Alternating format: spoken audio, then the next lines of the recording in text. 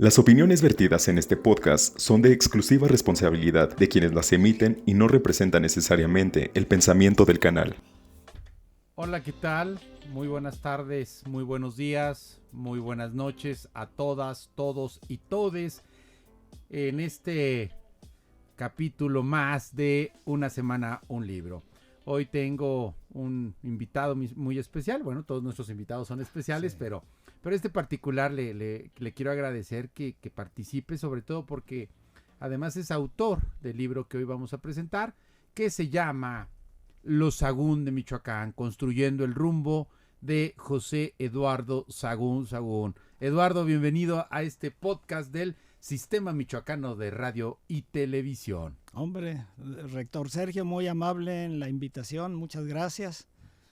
Aquí estamos, con todo gusto. Oye, pues cuando me compartiste tu libro ya hace algún tiempo, te dije que no podía dejar de relacionar el Renacimiento con la historia que aquí cuentas.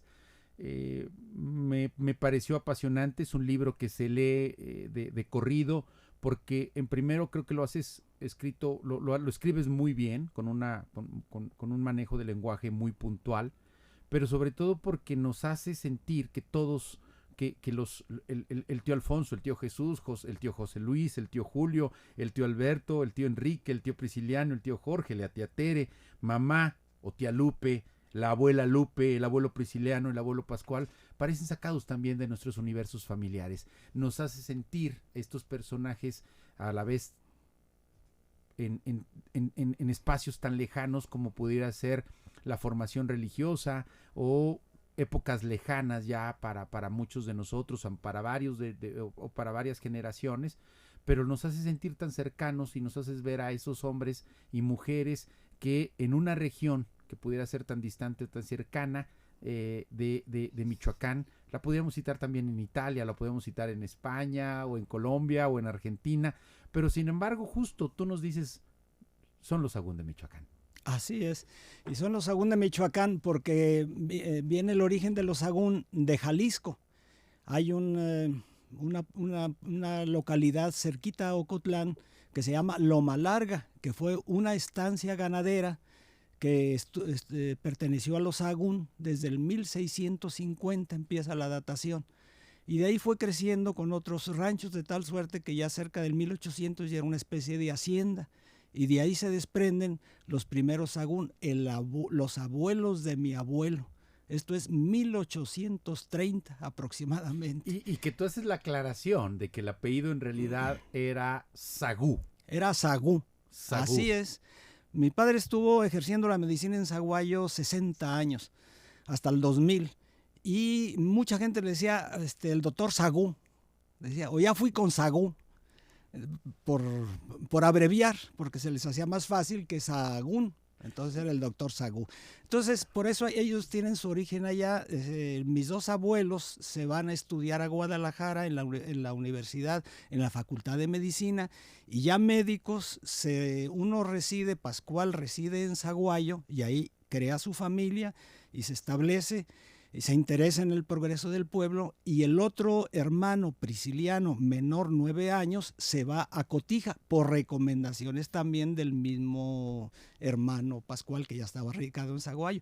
Entonces por eso son los Sagún de Michoacán, los de Zaguayo y los de Cotija, que ya luego se van haciendo ramificaciones, se van sobre todo a Zamora, se hace el núcleo fuerte en Zamora, otro Uruapan, a México. Y que tienes ahí dos parientes, digamos, que han estado salpicando las notas nacionales, ¿no? Una esposa de presidente y el otro, digamos, un integrante de las fuerzas de seguridad del Estado mexicano. Pues así es, como dicen a la familia no le escoge una. Así es, y de todo hay en la familia. Sí. Pero en tu familia, y lo fui anotando, pues tenemos personas destacadísimas, y digo destacadísimas en el sentido de tú cómo los vas mencionando, y los anoté aquí. Hay empresarios religiosos, comunicadores, agricultores, matriarcas, cocineras, cultos y cultivadores y cultivados, ¿no? Sí.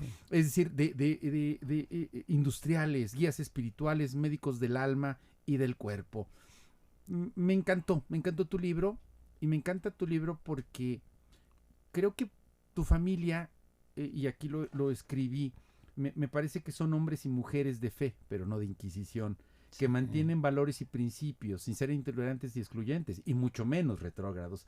Tratan de llevar su tiempo y su ritmo en siglos tan acelerados como el siglo XX. A veces parecen ser estas estampas que parecen tan lejanas, ¿no? Hablar hoy de hombres dedicados a la religión, como una de tus parientas dice, cuando le recuerdan que ella mandó a 4 a 5 hijos al seminario, y ella dice, yo no los mandé, simplemente les inculqué la fe. Y con eso ya está diciendo mucho. Ahora, como tú decías antes, es un poco como te hace a ti recordar lo del Renacimiento. Bueno, eso pudiera ser como el Renacimiento en nuestros pueblos. Y tú dices de personajes que pudieran ser tan lejanos y son tan cercanos. Yo así los veo. Mi abuelo paterno nació en 1859. Todavía, o sea, él de pequeño, y estaba Maximiliano, y luego Juárez, y luego las leyes, la aplicación de las leyes de reforma. O sea, que mi abuelo vivió todo eso, yo no lo conocí. Pero entonces son personajes tan lejanos que vivieron la aplicación de la medicina con lo avanzado de aquel tiempo, porque tenían sus libros en francés, que en el tiempo era lo avanzado, no en inglés. Y sin embargo, pues son mis abuelos, los padres de mi papá o de mi mamá, ¿verdad? Y justo eso es lo que me llamó la atención, porque son personas que en su espacio, su tiempo, y que yo creo que ahora mismo serían cosmopolitas. Es decir, no son esta vertiente de ultramontana, conservadora, cerrada, ¿no? Sino por el contrario, insisto, son una familia, todo un clan familiar que aunque están vinculados a la religión, a la fe, que como bien dice ahí, da 4 príncipes de la iglesia. Hay un momento que son arzobispo de Durango, arzobispo de Lázaro Cárdenas. Esos son extra. Sí, pero justo como a pesar de tener esa raíz tan fuerte vinculada a la religión, no son intolerantes. No es este clero, insisto, retrógrado, contrario a los avances de la medicina, porque varios de tus parientes retratados aquí se dedican a la industria farmacéutica, ¿no? A una incipiente industria farmacéutica, y también esta estampa que mencionas ahí de cómo mandan a comprar una máquina a Alemania, ¿no? Esta visión sí arraigada a una región, sí muy vinculada a Cotija, a Jacona, a Zaguayo, a Zamora, a Aguililla, a Cojumatlán, pero también una mirada puesta en lo que está ocurriendo en el mundo, ¿no? Así es. Sí, por la forma de ver las cosas, por la vinculación que tuvieron en su formación. Los 2 abuelos se formaron en la Universidad de Guadalajara. La abuela de Zaguayo, Petra, era en la Normal, ella estudió para maestra. La abuela materna, también en aquellos tiempos que era muy difícil salir de la población de Cotija, se fue con una pariente que tenía religiosa en Puebla, y ahí estudió lo que sería pues ya después de la primaria. Entonces era mucho para ella en aquel tiempo, justo, principios del siglo XX. Justo, es decir, vienen de una familia religiosa, y yo todavía he escuchado generaciones, digamos, de mi madre, por ejemplo, donde a las mujeres les decían, ¿para qué estudias? Sí. Y es sorprendente justo como Petra, que por cierto sí se llama la Casa de Cultura de Zaguayo, como a ella, justo a principios del siglo XX, la alientan para que sea profesora. Es decir, que sería, digamos, lo más avanzado que en ese momento, o la profesión que podría alcanzar una mujer. Ahora, podríamos eso decir, fue maestra en Ciudad de México, en Guadalajara, o en Monterrey, o en alguna otra ciudad mediana o grande. Pero no, fue en una región que, aunque próspera y con una importancia regional, pero era un rincón apartado del territorio nacional, ¿no? Sí, pero aún en aquel tiempo yo veo que de los personajes ilustres de Jamay, si son 10, 3 o 4 son maestras o maestros. Quiere decir que era muy bien vista la profesión del maestro en esa región de origen de los Sagún y de los Cortés. Pero insisto en cómo la familia de ella le permite. Porque bien puede haber dicho, no estudies para maestra, te buscamos un buen partido, un hombre rico, con quien te puedas casar. Y quizá creo que por eso es cuando él elige a Petra, ¿no? Él elige a Petra, aunque no hubiera sobresalido por la belleza, porque sí se nos platica que cuando llegó el doctor Pascual Sagún, que radicaba allá en Zaguayo, mi abuelo, y unas mujeres pasaron ahí junto a la recién casada, voltearon y la vieron y nomás hicieron un gesto. Para eso, pues no había que ir tan lejos, ¿no? Entonces posiblemente no la eligió por la belleza, que también había muchas mujeres bellas en Zaguayo, sino por otras cosas que también él apreció en su personalidad o por lo que él buscaría. Ahora, la abuela Petra tenía un tío, don Feliciano Cortés, que fue abad de la Basílica de Guadalupe durante décadas, desde los años 20 hasta los años 50. Todas las reproducciones de las imágenes de la Virgen de Guadalupe traen la firma de don Feliciano Cortés. Y vinculándolo con la educación, ahí se ve que él también, cuando hizo el coro de los cantores de la Basílica de Guadalupe, quiso que estos niños no solamente fueran a cantar, sino que también se instruyeran, y edificó un colegio para los monaguillos, que luego se fue ampliando.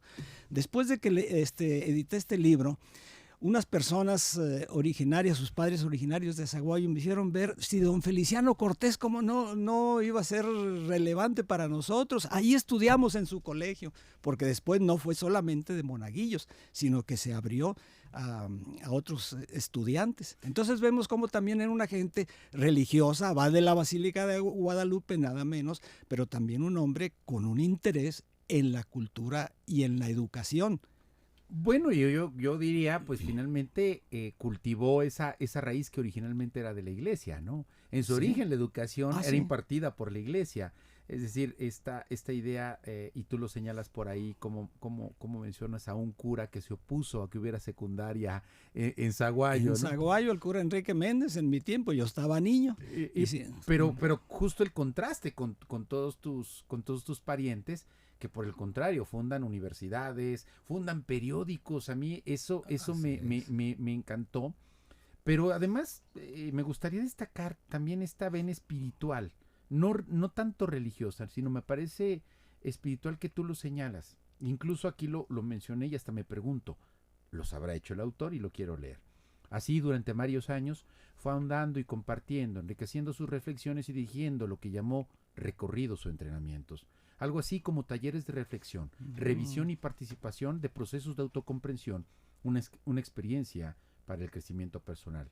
Duraban varios fines de semana hasta cubrir 14 temas interesantísimos para su aplicación en el diario vivir, desde la comprensión de la propia mente y cómo ordenar sus facultades, así como la importancia del silencio interior, de vivir en el presente. Por estas experiencias pasaron cientos de personas, logrando cambios importantes y satisfactorios en sus vidas. Cuando hablas del tío Julio. Así es, el tío Julio, que también fue un hombre que se preparó en el extranjero, en Europa. Llegó a ser, él era jesuita, llegó a ser el viceprovincial de los jesuitas. Sin embargo, en ese discernimiento espiritual que ellos acostumbran tener, se da cuenta que otro es su camino, y en un determinado momento le comenta nada menos que al padre Pedro Arrupe, que es el superior general de los jesuitas, y entonces digamos el superior entiende su situación y le da luz verde para que siga en su camino ya como laico, y contrae matrimonio, y con su esposa ya inician como pareja ese nuevo caminar, aparte del trabajo que tenían, el de conducir espiritualmente, interiormente, el crecimiento y el desarrollo de la persona. Es donde van saliendo todos esos temas, pero eso no, ¿cómo decir? No es que él lo que ya traía de instrucción de los ejercicios espirituales ignacianos lo quiere plasmar acá, sino que fue varios años de búsqueda, incluso en culturas orientales y en métodos que él había experimentado en sí mismo. Si servía, si procedía, adelante. Si no veía que tenía una aplicación y un resultado, no lo proponía él en sus talleres. No, claro, pero me llamó la atención justo, insisto, esta religiosidad poco poco expuesta, ¿no? Más bien quizá la religiosidad desde otras perspectivas como no la presentan, sino esa religiosidad, eso es lo que me llama la atención de lo que tú señalas. Y también como esta formación familiar, y quiero leer también en este capítulo del tío Julio. Dice, de mi papá quiero destacar su intuición, genial, sostenida hasta el final, sobre su capacidad formativa de la confianza y la libertad. Recalco asimismo su capacidad de despertar en nosotros con su presencia y un poco más, la cooperación en las tareas comunes, el empeño en los estudios y las amistades. Nos impulsaba, no nos mandaba, no obedecíamos, secundábamos. Estableció teorías que debíamos memorizar, no estableció teorías que debíamos memorizar, sino que impulsó en nosotros modos concretos de comer, divertirnos, socializar, estudiar, aprender, colaborar. Así es. El tío Julio, que fue maestro en educación, porque fue maestro muchos años, fue sensible a ese aspecto y recapitulando, recordando, rememorando lo que fue su padre especialmente. Él ahí ve que en su infancia hubo dos polos, como dos maneras de ver las cosas. La familia materna, más escrupulosa, más definidamente religiosa, y la figura del padre, su padre que era médico y que tenía otra visión de las cosas, donde narra precisamente eso. Pero como los describes, no era esta religión aprisionante, sí, que sometía, es decir, más bien es esta religiosidad, no es esta institución que somete, que coarta libertad, sino que justo permite que se formen religiosos que van a llevar, perdón por insistir tanto con esto, van a constituir instituciones educativas. Así es. Y hacer un trabajo social, y por ahí tienes a un tío involucrado en la teología de la liberación que incluso lo van a acusar de socialista, ¿no? Sí, Alfonso en Zamora, que sí, en un momento el clero lo cita al consejo pastoral para hacerle las preguntas y como una especie de inquisición, hasta qué punto es socialista, porque él tiene su periódico guía que por escrito, impreso, duró más de 66 años y actualmente sigue editándose en digital. El tío Alfonso actualmente tiene 99 años. Bueno, hace un mes platiqué con él, da gusto platicar con él. Pero además son muy longevos, Eduardo, son muy longevos. Y regresando a esta idea de que no son parte de esta visión intolerante, cerrada, que no permite el avance del conocimiento, sino ven justo, y me parece ahí esta vena jesuita, no sé si sean todos formados con los jesuitas, señalas ahí el seminario Montezuma, el famoso Montezuma es de los jesuitas, sí. Pero lo que encontramos, insisto aquí, es este clero abierto, este clero culto, este clero de ideas avanzadas, sí, y que no contrapone la fe, la religión con la ciencia y el pensamiento libre y liberador, ¿no? Por el contrario, creo que hay una combinación y eso me parece lo destacado del libro, que puede ser no solamente como una recapitulación de experiencias familiares, sino justo esta generación de hombres y de mujeres que saben combinar y que parecían ser tan lejanos y a la vez tan presentes, tan modernos o involucrados en la posmodernidad o de un mundo tan lejano, sí, anterior al Renacimiento. Y tan cercano. Bueno, justo el mayor de los tíos que actualmente vive es un obispo emérito de Ciudad Lázaro Cárdenas. Él fue obispo desde 1961. Actualmente tiene 102 años. Él es, si no el único, de los 2 o 3 sobrevivientes máximo que sobreviven al Concilio Vaticano II. Un acontecimiento... Rerum Novarum. No más, después, o sea, después cierto, de la Rerum Novarum fue un avance que dio en una encíclica a finales del siglo XIX, exacto, León XIII. Si mal no recuerdo, y ya el Concilio Vaticano II fue una sesión de varios años para la renovación de la Iglesia desde 1962 sí, a 1965, y el tío Jesús, ya obispo, participó en las 4 sesiones del concilio. Entonces a él le cayó, como dice el mismo, algo así como de perlas, donde le llegó ese aire fresco de lo que él ansiaba, y entonces ahí le llegó como la justificación y encontrar los caminos que él buscando. Entonces él le favoreció mucho eso Y todos esos cambios que él anhelaba y que con los cuales él comulgó, estuvo de acuerdo, fue como un motor y una brújula para conducirse en su camino pastoral.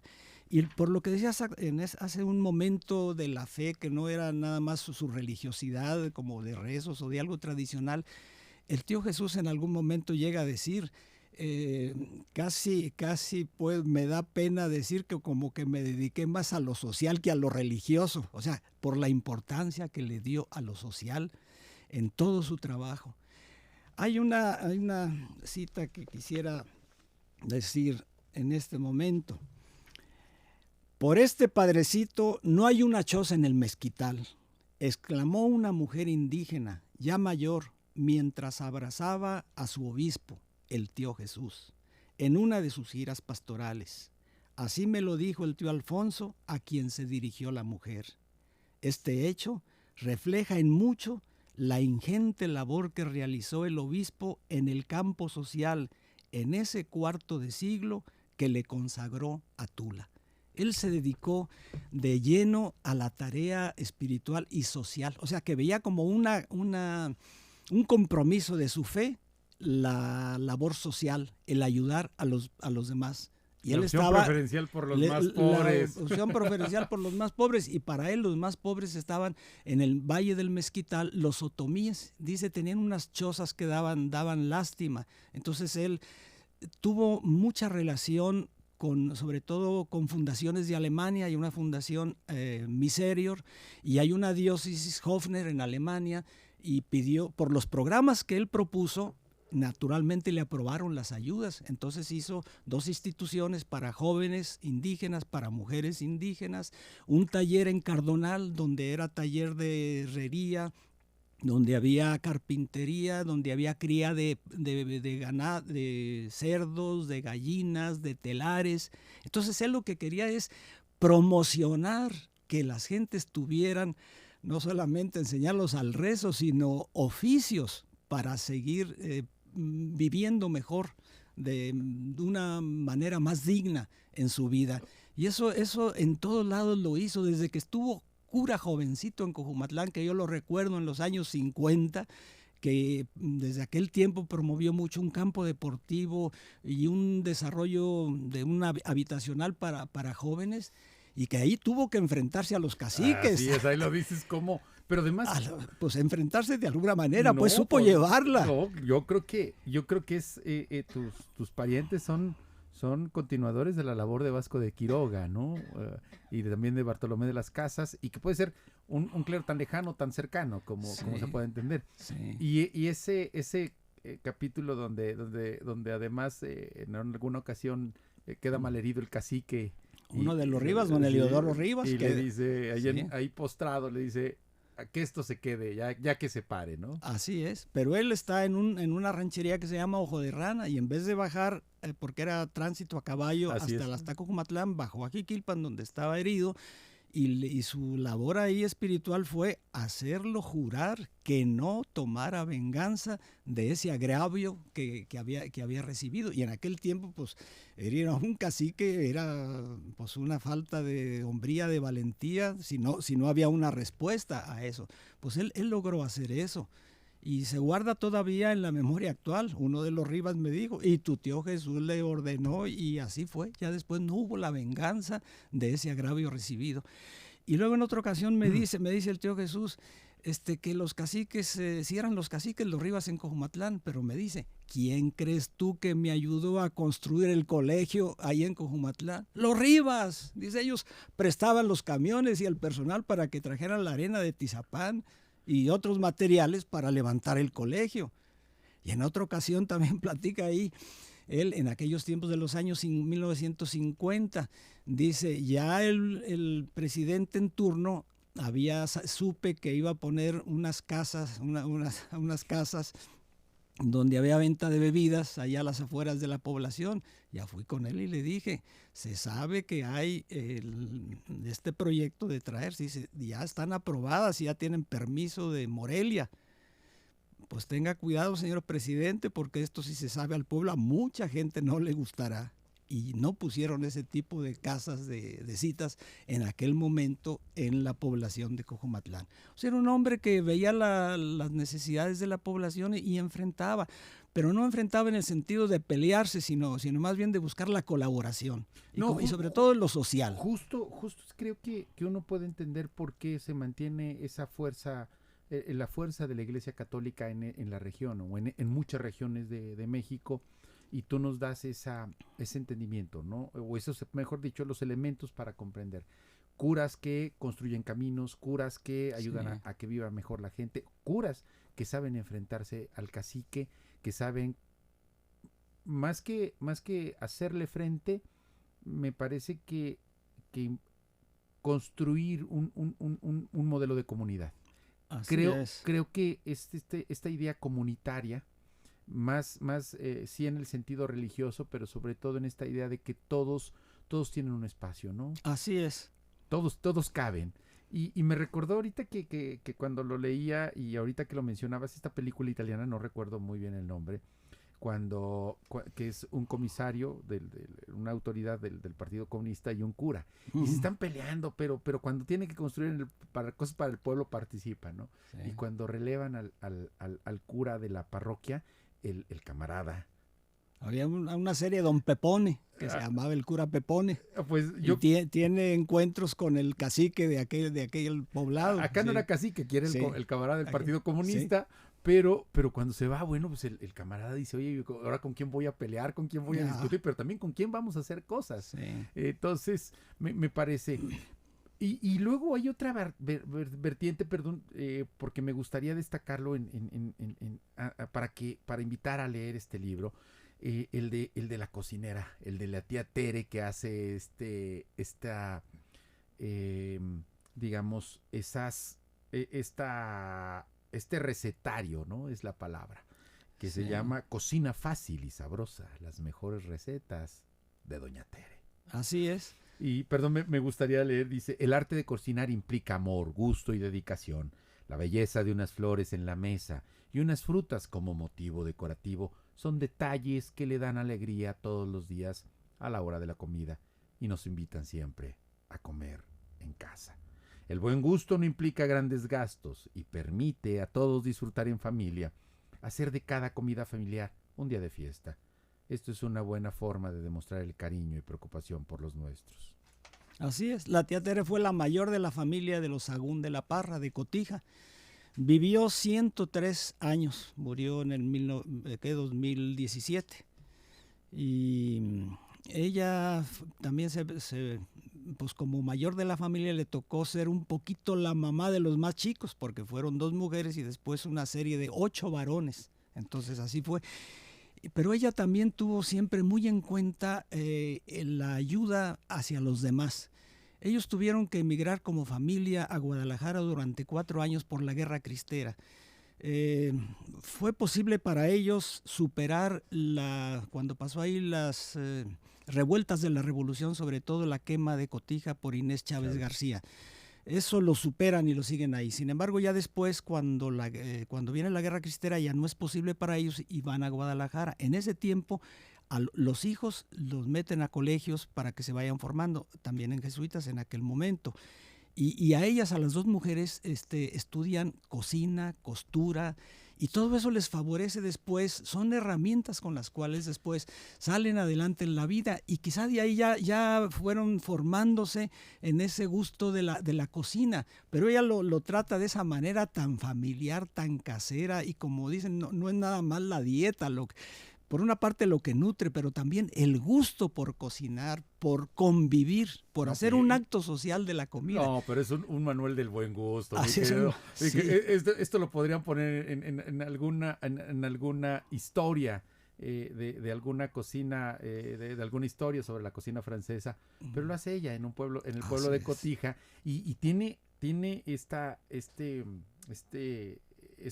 fortaleza de colocar. Lo importante es que se conviva con un detalle que lo agradable, no lo agradable, las flores, me encantó esa frase, ¿no? Sí, así es. Y ella editó los libros y se fueron editando, tuvo mucha aceptación en sus libros de recetas de cocina.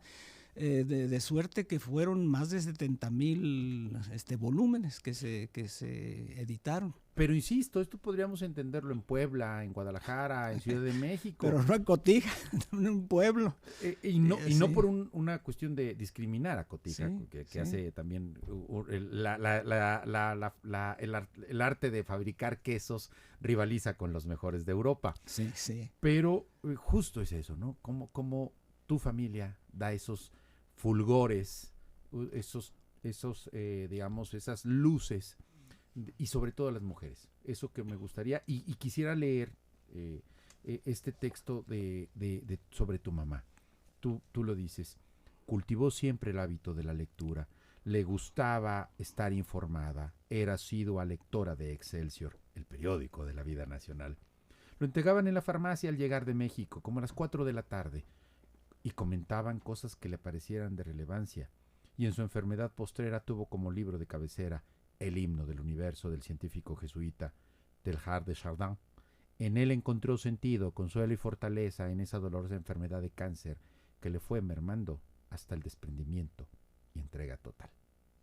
Nuevamente, Eduardo, la fe y la ciencia nos demuestran que no pueden estar peleados. Así es, y así nos lo inculcaron en casa desde chicos. Yo me acuerdo con mi madre nos sentaba a los primeros 4 hijos que tenía, porque fuimos 8 en total, en el patio, y nos leía libros de Julio Verne o de Stevenson, La Isla del Tesoro. Aquí lo señalas. Ya después, cuando yo estudié la secundaria o más tarde humanidades, también ella se preocupaba por la formación, y si no me lo decía o no me daba el sermón, me daba el libro para que lo leyera. Romano Guardini, o sea, gente que vivía en Alemania, líderes en educación o que sobresalían en educación. Y aquí tienes, mijo, para que lo leas. Yo en aquel tiempo no sabía exactamente. Pero ¿cuántos hombres y mujeres de tu generación en estas comunidades, en estas matrias a las que habla Luis González y González, tuvieron acceso? Eso es lo que hace particular y me parece muy importante que tú destaques la historia de los Sahagún, de familias que justo trascendieron a lo que podían, porque no todas las familias destacadas de estas comunidades o de otras tantas, otras regiones, lo podemos encontrar, porque digamos, familias con las condiciones económicas como las que tenían tus abuelos o tu familia materna o paterna, digamos, la podemos encontrar aquí mismo en Morelia, en Guadalajara, en Puebla, en Tehuacán, en fin, el universo el conjunto puede ser muy amplio, pero que ustedes les inculcaran desde el principio sí la religión, pero también el placer por la lectura. Tú mismo, creo que aunque no eres, digamos, un escritor dedicado, lo que se muestra aquí es alguien que tiene un manejo del lenguaje y de la narrativa. Permíteme felicitarte por ello. Gracias. ¿No? Y cómo vas combinando este mundo tradicional. Me encantó y me gustó mucho porque es un eco de un pasado o de un mundo que se va. Cuando haces la muerte del abuelo Prisciliano, señalas, dice, falleció el 20 de mayo a mediodía, en paz, rodeado por su esposa y todos sus hijos. Lo llevamos en hombros a la iglesia y luego al panteón. Parece sacado de Juan Rulfo. Pues así fue. Yo a él no lo conocí, pero eso es lo que escuché de él. Y ese abuelo Prisciliano también un gran hombre. Ahora, mi manera para hacer yo este libro, yo no tenía la intención de hacer este libro. Sin embargo, el doctor en historia Francisco Miranda de Zamora, cofundador del Colegio de Michoacán, él me impulsó y me insistió a hacer el rescate histórico de la familia. Me dice, si tú no lo haces, ¿quién lo va a hacer? Y se van a perder muchos valores. Y fue la manera como yo lo empecé a hacer. No fue algo muy estructurado como una tesis de maestría que se hace con el método, ¿no? Simplemente yo empecé a escribir con el tío Alfonso porque era el que tenía más cercano. Y por eso empiezo narrando, hoy estamos a tal fecha en el COVID y él está en el colegio 1 de mayo, aunque debe ser clausurado. Sin embargo, él está trabajando para que salga su periódico digital, el periódico Guía. Y empiezo ya a rememorar Guía. Cuando yo iba a la casa de la abuela, había un letrero que decía Guía... Oficina de Guía y San José. Y yo decía, Oficina de Guía y San José. Pues Guía era el periódico que ha hecho historia en esa parte de Michoacán, en el occidente de Michoacán, durante más de 70 años. Y San José pues fue un templo que estaba en ruinas porque lo habían incautado en el tiempo de la Revolución y lo iban a hacer mercado, y a él le encomiendan esa tarea de rehabilitarlo y lo rehabilita. Entonces él empezó a trabajar en esos dos proyectos. Pero me gustaría destacar, ya para irnos enfilando, Sí. dos al menos, tu tío el pintor. El pintor Luis Sagún. Luis Sagún, ¿no? Sí. Creo que es también algo muy importante, justo para nuestro auditorio. La portada está ilustrada con una pintura, un vitral, ¿no? ¿Este es un vitral o es pintura? Es una pintura encáustica. Es Sí. de Luis Sagún. De ¿no? Luis Sagún. Él está en Redondo. Una doctora que hizo un escrito sobre él resalta que Luis Sagún apreció mucho, le llama ella el tondo, o sea, la forma redonda. Y si nos vamos, yo en él lo veo muy natural, la forma redonda, así de los cuadros. Y si nos fijamos bien, muy pocos lo realizan en ese formato, el redondo. Y es que viene también, tuvo la influencia de los lugares donde él estudió en Italia, que estuvo 7 años en Roma. Él se fue a Roma en el 1927 con la bendición de sus padres, y ya el papá no lo volvió a ver. Con las lágrimas en los ojos lo despidió y le dijo: muchacho, cabrecho, ya no te voy a volver a ver. Y así fue. Ahora él pensaba estar 2 años en Roma, en Italia, y otros 2 en París. Sin embargo, se enamoró, lo cautivó la ciudad de Roma, y ahí estuvo 7 años. Tuvo la suerte de encontrarse con un gran maestro que venía del Piamonte, de la parte norte de Italia, Rómulo Bernardi, que estaba establecido en Roma, y al ver las capacidades de Luis Sagún, que ya traía la escuela de Vizcarra de Guadalajara, entonces lo acepta en su taller de pintura y en el Círculo de Bellas Artes y en la Escuela Libre de Desnudo. Entonces él ahí permanece durante 7 años, ya luego pone él su propio estudio. Y ahí pues aprendió muchísimo. Y creo que el plantearlo nos convoca, nos provoca a conocer más de la pintura de Luis Sagún, ¿no? Me parece que es un pintor destacado que todavía necesita proyectarse. Así es, necesita proyectarse porque él fue un hombre modesto en su proceder, no quiso luces, fue muy modesto. Él fue maestro de la Academia de San Carlos en México, la Academia de la UNAM, durante todo el tiempo hasta jubilarse. Tuvo encomiendas muy importantes en aquel tiempo que le hizo la Secretaría de Educación, el Museo de Bellas Artes, y él también fundó en México a su llegada el Círculo de Artistas, el Círculo de Bellas Artes, y también la Fundación Dante Alighieri, que era para difundir la cultura italiana. Tuvo destacadas labores en restauración, en investigación y por supuesto en expresión. Pero él siguió su propia vena, su propia veta de sensibilidad. Él quedó muy marcado por lo que vivió de chico, de niño, de adolescente, de la revolución y del modo de vivir en aquel tiempo. Y por eso esta plástica, si ustedes se fijan en esto, que es como una barca apacible, pero si vemos es un ranchero el que acompaña a la mujer y al niño en ese transitar por ese apacible lago en ese momento. O sea, sus tianguis michoacanos son tianguis muy coloridos, muy expresivos. Hay en Zaguayo un viacrucis al público que son también en esta forma redonda, y él hizo los originales para que luego fueran plasmados en mosaico, como mosaico veneciano, y también así son las figuras religiosas, como rancheros, como indígenas de hace más de un siglo. Él quedó marcado y lo llevó en el alma esa plástica, y eso es lo que quiso él plasmar. El renacimiento, sí. Eduardo, me parece que y por eso quería, como en este cerrar con tu tío el pintor, porque justo yo me permito diferir de ti. Yo creo que sí hay un método no en términos de que te hayas planteado una hipótesis, el objetivo general. No, yo creo que sí hay un método y nos vas narrando, y me parece muy bueno. Yo invitaría a que lo busquen, que por cierto te preguntaría dónde lo puedo adquirir aquellos que lo quieran comprar. Pues en Zaguayo hay la librería La Cruz.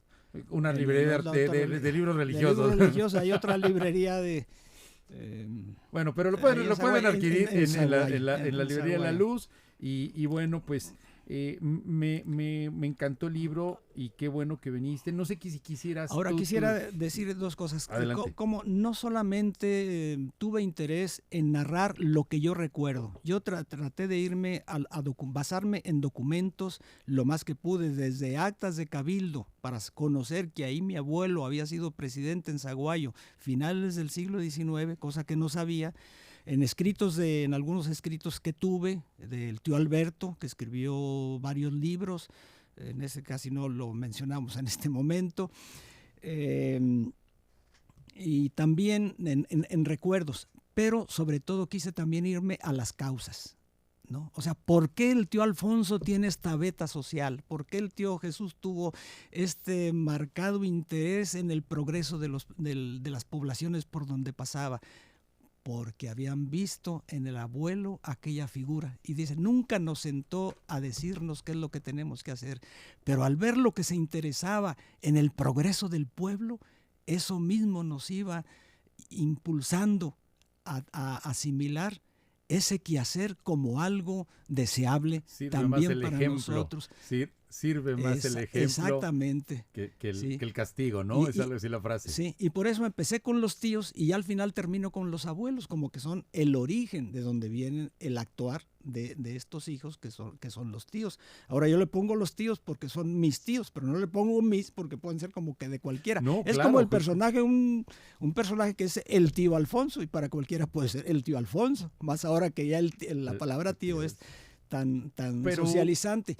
Y si me permites, también quisiera decir al final algo de mi padre. Mi padre llegó a Zaguayo a hacer su servicio social como médico de la UNAM en el 1939. Había 2 médicos y él llegó como tercer médico. Él viendo aquella situación que se vive en la población de insalubridad, de mortalidad, de tantos problemas, él ve la necesidad de la fundación de un hospital. No había en ese tiempo una enfermera, no digamos un centro de salud.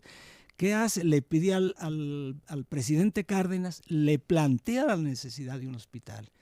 Y entonces el presidente Cárdenas accede, busquen un terreno apropiado y se construirá. En el 1940 se hace el patronato y se hace la obra del primer hospital de Zaguayo, impulsado por esa gestión de mi padre. Al final, ¿qué hace? El gobierno no alcanza a completar el hospital. El padre Cerrato, también muy apreciado por el general Cárdenas, completa la obra de infraestructura. Y los médicos, pues que son 2 y mi padre, empiezan a equipar el hospital. Y él empieza con la cirugía, porque en el pueblo pues no había nada. Entonces él venía nada menos que, tenía como maestro y muy cercano a él Rubén Leñero, en la Cruz Verde de México. Entonces ahí pasó varios años y ya traía esa gran experiencia y esa motivación. Y entonces hace el hospital. Después vio que gran parte de las enfermedades eran gastrointestinales. No había agua potable. Se lo plantea también al general Cárdenas. ¿Qué hace el general Cárdenas? Primero que poner filtros, no sé, manda al ingeniero Aramburo a que haga las primeras perforaciones. Y así inicia. Y otro filón que recalca mucho la vida de mi padre, que se dedica a él, es la educación. Apoyó todas las instituciones educativas, prácticamente los que estuvieron en su tiempo ahí en el pueblo. Pues sí. Queda aquí la invitación para leer y me despido con esta frase que aquí subrayé y dice: se navega hacia el horizonte en el que aparecen difusos, pero más próximos los sueños, los ideales que se fueron forjando en la juventud con el estudio y la reflexión.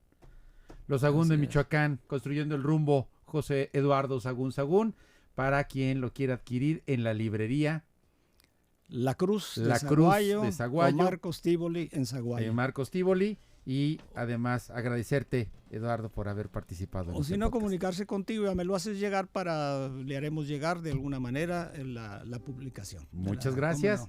Y cerramos con nuestra frase ya acostumbrada: este programa, por respeto a nuestro público, no tiene ruidos grabados. Muchas gracias. Que tengas Gracias. una excelente semana. Gracias, Eduardo. Gracias a ti, Rey.